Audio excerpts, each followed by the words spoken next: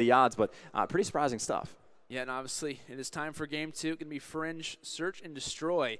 As we're already hopping into the ban and protect phase. Looks like Cinder going ahead and getting rid of that overkill off the break. Now, obviously, for the side of eLevate, you're going to have most likely Aqua being the main and early pre-sniper for the squad. And got to keep in mind, Fringe, a lot of long lines of sight, a lot of different opportunities to get those early first bloods with, the SVG or even a Locust. Well, the first ban goes for overkill, but then Nagafen gets his baby. Okay. He's going to be able to keep that MR6, and, well, then you see more counters coming in from eLevate. Chino's like, I don't want the thermal sight. I don't want to deal with any thermal snipers. But Aqua's like, you're not going to directly get rid of the sniper, so I'll take it. It's like DT is kind of like hinting around, like, oh, they're not going to do it. There's no way they're going to do it. It's like, nope, yep, we got it. No, eLevate's like, yeah, we want the SVG on the map. Sorry, guys. We're going to go ahead and get this one. Yeah, and then, of course, back to closer to standard stuff. Overclock getting the ban as well. That is something that has been very common among these TOC teams, again, just not wanting to having to deal with a specialist, especially in S&D. Specialists can just win you rounds, just kind of single-handedly.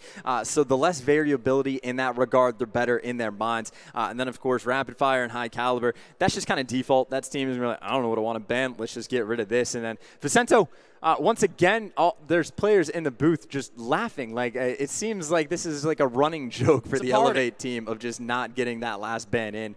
But either way, that's going to be the case. That is going to be our setup as we move into this specialist draft. Indeed, you're going to see Nagafen go and go with the Vision Pulse as well. Something to kind of note as well, a lot of players don't really seem to go with the Vision Pulse and Search and Destroy. You're not really sure when to use it, but I think it's so important when it comes down to later rounds when you're not really in advantage. You're in a 2v4 situation. You have to plant the bomb down.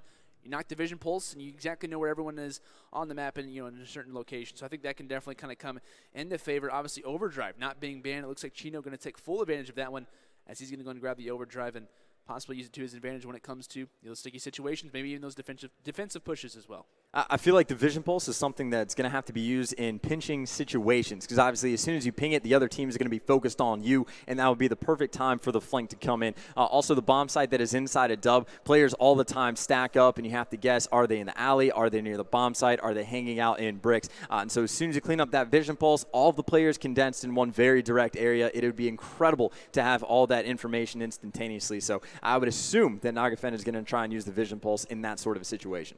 Absolutely, and it'd be a big deal. Obviously, we want to see DT try to bring this one back. Obviously, you get a favor. And honestly, I got to say, when it comes to the Call of Duty World League, I've said this many times. I think eLevate is probably one of the most talented teams that we have in Search and Destroy currently. I mean, you could throw up teams like FaZe, teams like Complexity, especially have done very well as of late. But these guys are just so crafty. I mean, they're going to take advantage of everything they possibly can. The first bloods with obviously the SVG, which is going to be on the map. Just smart pushes. I mean, these guys have played together. They play second at Call of Duty champs along the roster or among the organization of Team Revenge. I mean, these guys have played together. They know each other's play styles. I think they all have kind of similar characteristics. They're all younger players. They want to make their name known in the scene, which they've managed to do so. Over the past year and so. So I think these guys have a lot of chemistry together. I think DT does as well, but I mean, that's kind of something that favors the eLevate squad. Knowing what each other's knowing each other's play styles, knowing each other what they're going to do before they even do it is something that can kind of favor you, especially when it comes to Search and Destroy. With that communication. Sure, and then just in terms of their sheer creativity. 3 out of 4 players are banning or protecting things. One guy is doing absolutely nothing. They're laughing about it, but they're still coming out on top in these ban and protects. It seems like all these teams are very content to go with the standard thing, run of the mill. And here we see that eLevate is countering immediately. They're just going one pick after one pick. They get the sniper. They get the MR6, which, frankly, I think we just need to watch Nagafen like this entire time just to see how much damage he can do. Because, again, if that's what they're going to protect, they might as well be using it. And we'll see how much of a game changer that could possibly be. I told you, I wanted to see the SVG. I haven't been able to cast the Search and Destroy yet this event, and I've always wanted to see the SVG be brought out, and I'm finally getting my wish. I'm excited. It's like Christmas. It's Christmas here in South Carolina. COD stats in my head. Do you know how many SVG kills there have been at this event? Or not? Okay, hold on. No, not at this event. Way too many teams on main stage at this event. Okay. 6. No, 1. It's been Burns. Burns and S&D over by Breach when he was guarding the bomb site. I'm pretty sure that's the only one. We've seen a few Locust kills coming out of attach, but not the SVG. On this map. Yeah, one of the only other times we've seen the SVG was in the hands of Colchan, who was not able to get anything going on TSM. So hopefully Aqua is going to be someone that might potentially change this. Of course, he does not have the sniper rifle in the hand anyway. It's actually going to be Nagafen rocking the variable scope, and then, of course, the MR6 is going to be in his back pocket. He'll be DT on the attacking side, and obviously going to hop on with Nagafen. Any interesting lines of set that he can bring us will be very interesting as he's not going to find anyone off the break. Looks like we're going to see a pretty early B push out of the side of DT. Sure, bomb going over there. We see this time and time again. There's always going to be a player on defense hanging out in back rocks as well, and that's why Diabolic is trying to peg that player with a nade. Looks like he is not going to be able to connect with that. Not sure if there was a trophy or if the nade just simply missed, but either way, that is going to be the case, and DT is content to play this very slow. Meanwhile, they're getting picked. Chino, though, showing up with that SVG kill, and of course, he's rocking the variable side as well. Barely misses that second shot on that player by back rocks, but you know that player is not going to challenge that spot again, at least not for 15 more seconds. And then as I say that, he goes right there. But crazy, exactly. So whatever. Just to his left, he's not going to respond to Aqua. Able to shut him down, but immediate trade coming in as Diabolic shuts down Aqua in place for his fallen comrade. It's going to be a 2v2 situation. Diabolic currently with the bomb in his hands. Does he make the rotation? Now is the time to do so. But and it looks like we might actually see the rotation. So I didn't think that was actually going to happen, but it is, and Nagafin's going to be in a perfect situation to do so. MR6 in hand, tries to pick up one. He can't do so. So now, Facento, 1v2. We know the rotation's getting ready to come in here, but it looks like DT have realized that and have gone back over to B. Well, the bomb is going to get planted. I'd have to imagine 2v1, and Diabolic is going to be putting this down. Of course, they've rotated and re-rotated multiple times. But of course, as soon as they were able to single Nagafen out, they're going to put themselves in the advantageous situation. Now, of course, the question is, can Facento clutch? The bomb is down. He has plenty of time to work with. He is near both of these players. Now, the question is, can these players trade the kills effectively or just win the gunfight first thing? We're going to find out. Facento not really trying to run around too much, waiting for them to push out and make a mistake. He's actually going to be able to come up behind both of them. Not sure how the timing's going to work out. Going to fire the shot. Both those players are going to turn for the trade. Has one in front of him. Goes for the second. Diabolic, though, able to close it down with the headshot. And really, the shaky shots at first, just pulling the trigger, notifies both those players where you are. And, of course, you can see Diabolic just flying over to make sure he can trade that as fast as possible. And that is DT getting the first round on the board. Thanks to the snipes of Chino, by the way. Oh, yeah, absolutely. Got to stay together. And obviously, in those 1v2, 1v3 situations, we did see that rotation coming in a couple times from Dream Team, you know, being very realistic about those things. But it is going to be Nagafen as we do hop into round number 2, his roster on the offensive side. And it looks like we're going to see an offensive push, and he's going to go on the possible early sniper. Can you see this player? No. He got me really excited, but he didn't end up finding one off the break here. No early kills dropping off the start.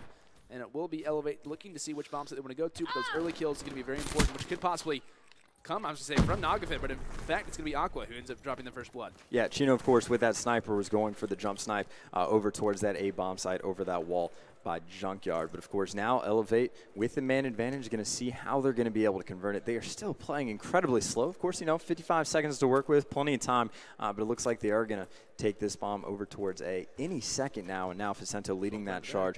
No players going on the flanks, and it looks like they have been spotted. So DT is aware of the situation, and there is one player for eLevate creeping around by trains, but looks like they got the bomb inside. Sender, though, able to get a pick on Aqua. This might be a case where eLevate just took too long.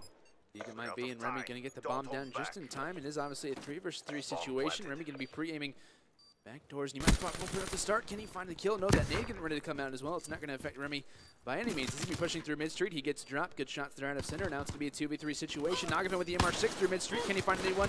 It's not going to happen. Now Facento, 1v3, 26 seconds to work with, as he might have just spotted one player through middle street. We'll see how we can kind of progress this one through. No one on the bomb just yet. He's going to find one gun engagement. He's able to drop one, drop the second as well. Big two-piece there out of Facento. One player remaining. Diabolic in the back is able to shut down him. And that's going to be another round for DT. As they get the defuse, great early start from Diabolic as he's going to have the HCXD car in his hands and getting even closer to that dart. Yeah, and again, keep in mind, that is a round where eLevate gets the first blood. The trade does not come in. They have all the time in the world, and then they just take all the time that they did have to slowly push up. By the time they even started to think about getting the bomb down, a player gets picked off. It's a 3v3. Then they just got picked off one by one. We've seen other teams do it in situations. I think it was whoever TK was playing, as soon as they got that first kill, they just stormed through. Because if you're capable of getting trades, you're going to win the round as soon as you get that man advantage. Of course, though, DT is going to be up 2-0. I'm going to see if Chino can hit another snipe. Yeah, it's definitely possible he's going to go up through Grandma, see if he can spot anyone inside of Barn. And too bad for him, he's not going to spot anyone off the start. A couple players rushing early through middle street, and then it's going to be an early gun engagement going over to Facento. As he's been pretty aggressive. The eLevate guys maybe trying to back up just a little bit, as they've already got the first blood in their favor. Obviously, being on the defensive side is very, very important for them. It gives them a tad bit of an advantage as well, but 3v4 situation. Center and the guys from DT just looking to see which side they really want to go to. 2 players in 10, and Nagafin with the nade is not realizing there's 1 player just to his right. He's going to realize that situation now. He's able to drop the bomb carrier, so that's going to be a 4v2 now for eLevate. Players dropping every which way, and that's going to be Chino now. 1v2 situation. The bomb is down in the in the complete other side of the map. He's going to have to rotate that one and has 40 seconds to work with. Well, he was able to pick up an M8. He's going to spot that player as well, so you can potentially use that information. You can see both Remy and Nagafin are playing very far back in their base. It's kind of like a 50-50 situation where they're going to let Chino kind of force the hand, and it looks like he is going to head over towards A. He get the bomb down, and in theory, this is about as good of a situation as Chino could possibly be in, because he has all the time in the world to get away after he gets this bomb plant. Let's see what he does. We'll see what the decision from Remy and Nagafin is going to be. Is 1 player going to be possibly coming from behind on Chino, and he has no idea this player is going to be right here just to his left. Just bad timing there for Chino, as Nagafin is going to pick up the final kill, as they're going to be looking to see if they have any trophies around the map, see who's closer. Torch Streaks says they're going to go and rock away with the round number 3 victory. Take your time. Finally exactly right there. I think they're just looking for trophies, Remy, scouring around the map, and you know, this is obviously a very smart play. You want to get as close to your score, just get as close to your score streaks and your specialist, obviously, as you can. Shots coming in from Remy and the defuse coming in from Naga in the end. That's going to be the HCXD card as well. eLevate finally getting on the board. So here's the question. If eLevate gets the first blood, they were successful last time, are they going to, kind of turtle up on offense once again, or are they going to start making moves? Because, again, that's kind of where they faltered this past round. Also going to be curious as to whether, both Nagafin and Chino kind of stick it out with these snipers, how long they're going to be using them for, what the case is. Of course, I feel like Nagafin is more likely than Chino to stick with it for a longer period of time, simply because of how good he is with that pistol. But, hey, I've been wrong many, many times. He switched to the BMP. It's all right. We'll see what eLevate tries to bring out. Nagafin can add the HCXD card off the start, can do kills. It can also bring your team a lot of knowledge. There's going to be 1 player in fence. That one gets shut down off the bat, but a nice early nade coming in from Chino. The first blood master, it seems, on Fringe for Dream Team. And see, might spot 1 player behind that turbine. He's able to stay alive currently with the bomb, and it seems to be a little bit of a delayed push coming out of eLevate. 1 man dropping. That definitely wasn't something they kind of expected off the start. And that Diabolic diving in with the HCXD car is also going to drop Remy. So now this has put eLevate in a terrible situation. 2v4, bomb in their hands, and nowhere to really go at this point. This is also kind of reminiscent of a situation TK was in earlier as well. They kept getting killed by explosives, and they never switched over to Flak Jacket. Now that's 2 kills in a row, both from explosives. One was a frag, one was an HC car. Later on, is eLevate going to make the trade? Of course, right now it is Nagafin and Vicento just trying to get a pick. And, well, speaking of picks, Happy going to be able to pick up Vicento. Nagafin is going to be in the 1v4. And, of course, he is able to spot a player, but they spotted him too. And, well, he's going to die shortly. He is able to stop Chino, though, but Sender's going to get that trade very, very quickly. But again, 2 explosive kills in a row. They know that Chino is going to be rocking those nades. Do they switch over to Flak, or they just continue to try and push their luck? Because you're going to see Sender right there using Flak Jacket as well, playing a little bit safer in this S&D. Yeah, just some unpredictable plays, and like you said, the first blood definitely favoring the Dream Team side. Do they block the Flak Jacket? Do they risk getting early naded by Chino, or do they just kind of stick it out, maybe try to do something a little bit different? We'll see what happens. It is currently obviously Dream Team up 3-1, as they will be on the attacking side as well. Got to keep in mind, Chino does have that overdrive in case he really wants to use it. He's not going to opt for it at the current time, and Cinder going to have that bomb currently inside of Trains. Happy and the guys from Dream Team playing a little bit static right now, but it is a 3-man push for eLevate currently on that A bomb site. 1 player rotating over to B just to make sure they don't have anything sneaky coming up. But Chino watching inside of 10, trying to find these first bloods. This means so much to these guys, as Nagafin going to drop Happy for the first blood here. It looks like another player dropping, and Diabolic going for that dart. We'll see if he can pick up anyone out. Well, Chino was able to get a pick on Nagafin, and it looks like Diabolic has a player just to his right. The player actually boosted out. He is going to get spotted. The Rockets are going to get shot, but there's the Flak Jacket coming into play. Going to get a hit marker on that, and that is not a very good use of that dart. So the score streak not being effective there. And, of course, meanwhile, a lot of players on DT have passed away. Of course, Aqua getting dropped, so the odds get even to a 2v2. Is this going to be another situation where Remy and Vicento and the other players of eLevate are not able to convert the man advantage? Of course, now Chino going to be last alive. He is going to get spotted, and Vicento on the hunt. Going to be able to clean up that kill on Chino, but that's what I like to see. Not only does Chino get nade kills and go, okay, I think they're going to switch to Flak. I don't need any more nades. eLevate also make sure that they do switch over to Flak, and of course, it paid off with that dart coming in. So both of these teams doing a good job to adjust as this match goes on. Absolutely. Living and learning is the side of eLevate, as they are currently trailing by just 1 round up to this point, we obviously started with the first hard point being how competitive this one was, and honestly, we are currently in the middle of Game 2 Search and Destroy. It looks like we're seeing similar things off the brick. We are obviously now in round number 6. We'll see if we can have that advantage. Will DT get closer and closer to winning game number 2, or will eLevate even it up at 3 rounds apiece? Vicento going to be early on inside of 10. Those nades coming out, not going to affect him this time. He does have an active camo, he decides to run with it.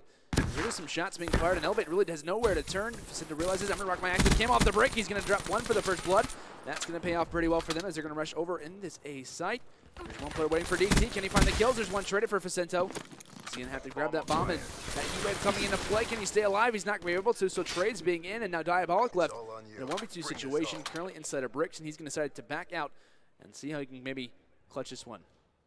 Well, that bomb is down right on top of A. Of course, Diabolic is going to be sitting just outside. So far, eLevate has done a fantastic job of getting not only first blood, but trading kills thereafter, baiting, switching to perfection. But now Diabolic's got the gunfight right in front of him, able to get the pick, and that trade does not come in immediately. It does appear that Aqua is going to be pushing out the front. Actually, he kind of read this perfectly. That player's going to spot him, though, and Diabolic with the challenge is successful. The BMP from close range going to get it, and eLevate does not convert. We saw earlier Remy flying into the bomb site, sliding in, Vicento able to get the trade. Vicento gets heat wave, but then Aqua comes in and step up for him. But in the end, in the 2v1, they are not able to trade the kill efficiently. But of course, you know, it's not that they played that wrong. It's that Diabolic made the perfect play, able to escape.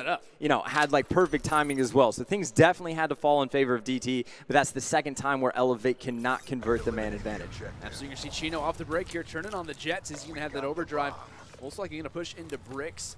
He is going to do exactly that. And the first blood coming to play. He's going to meet a player over on that bomb head glitch. He's not going to be able to win that one, as Vicento going to be the victor in those first bloods. So for once, eLevate going to be in the first blood category. We'll see Diabolic and the guys from DT currently inside of 10. Those nades and those grenades getting ready to come out. Flag check, it may possibly be in use. We'll see if they can stay alive. They do manage to do so. The bomb player gets dropped. Now Diabolic says, I'm going to go and hop out of here. I'm going to follow my best friend Happy, as he's going to be over on that B site. So we could see a possible pinch coming in from Happy. He's going to spot a couple players, not really knowing exactly where he is. He's going to hop inside a barn here, as well as these guys over on eLevate currently stacking all the way around here on A. As we'll see DT possibly try to convert the 2v4. Yeah, and you see just how tough of a situation this is for the players on DT. Happy pretty much needs to get a pick. Diabolic is slowly rotating this bomb all the way around towards B, but of course eLevate, they can allow the bomb to get planted. They can just swarm in on it. Happy, though, he's going to have to get at least one kill. Diabolic, of course, it looks like he might be going for the bomb plant as time is running down. There is a player for eLevate sitting right next to him. That's going to be Nagafen. Challenges immediately, gets some shots on that player. He is able to escape with his life, though. That player got spotted top barn as well. So eLevate knows where both of these players are. They just need to make sure they get those kills. It looks like one player got dropped, and that is going to be Diabolic now in the 1 versus. He's dead.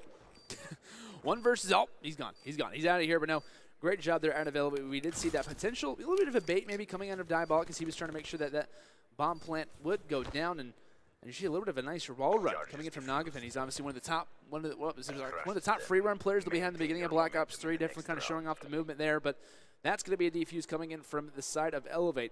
It's the final kill commencing here in the final kill cam there from Aqua. He's able to shut down Diabolic, and that's going to be another round on the board here for the side of eLevate, as they're looking to possibly bring this one back and give them a 2-0 advantage in the series. And think about what the score would be if they were able to convert the 2 rounds where they got the man advantage. It would be 5-2 right now in eLevate's favor. They're doing a fantastic job of getting these first bloods. It's just those 2 rounds that could potentially come back to haunt them. I do also appreciate the fact that when we go over to Nagafen, he's always like in the most random spot he could possibly be. And that's how eLevate always finds these weird spots. I've seen them do things on Breach that pretty much like break the game. But of course, going into this round, there are quite a few players pushed up very aggressively right now for eLevate. It's actually going to be Nagafen's the farthest one pushed up. He is going to get spotted, and now that they know where he is, pops the vision pulse so he can find them. It looks like Vicento is able to get the first blood as well. Nagafen just over to the side of this player. Looks like that HC car was able to hunt him down, but still, that is just going to even up those odds. And eLevate, more or less, has the defensive side trapped in. Vicento is going to be able to get a second one. Of course, Happy was able to pick up Aqua. Vicento escapes with his life as well, so we have a true 2 versus 2 situation. Of course, that bomb is in the hand of Remy. They're kind of leaning towards this B bomb site. We're going to see if they decide to rotate it all the way around, and well, that's going to be the case. Now the question is, how long does it take DT to sniff this one out? That's the question. How long will it last, DT? Because on that B site, you're going to see obviously the guys from eLevate rotate over to A. It looks like Happy kind of indecisive where he wants to be. He's kind of choosing to go over to B or A. Which one Wooly decided to go to. It looks like that bomb getting ready to go down over for Remy. That rotation coming in from DT, realizing, hey, they're on the opposite bomb site. And it looks like Happy might have spotted one player inside a brick, so that's going to be a little bit of an advantage for them. Next, a possible pinch coming in. Gunfight going down. It looks like Cinder trying to stay alive. He's able to have the RK5 shot possibly in hand. Can he win the gunfight? No, it's not going to happen. Happy now left in a 1v2, make it a 1v1 now. He's going to have that active camo in use.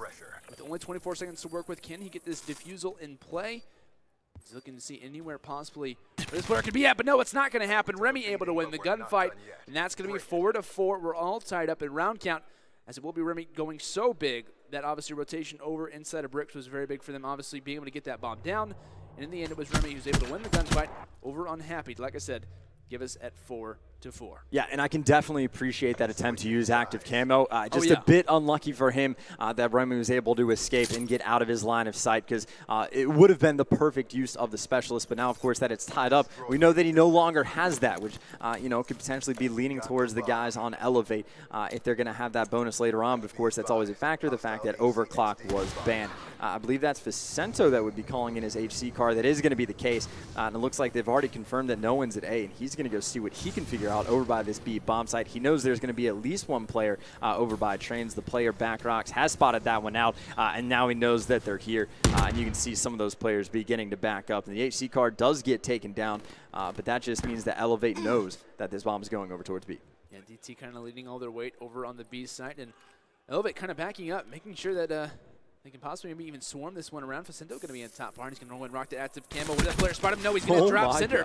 Be able to read that one, diabolic with the bomb down, so it's going to be a 3v3 situation as Nagafin was able to take out Cinder, who will have the one-round advantage and also be at match point after the series commences. Happy he's able to find a nice headshot there over on Aqua, so now it's going to be a 1v3 situation as Chino's able to find a nice snipe. Nagafin left all by himself. He's able to drop one. This will be a 1v2 situation now for Nagafin. How is he going to play this one? He does have 20 seconds left to work with. He's going to get tagged in from every which way. And narrowly, he's able to stay alive, but there's Diabolic in the back. He's able to clean him up. And that's going to be DT.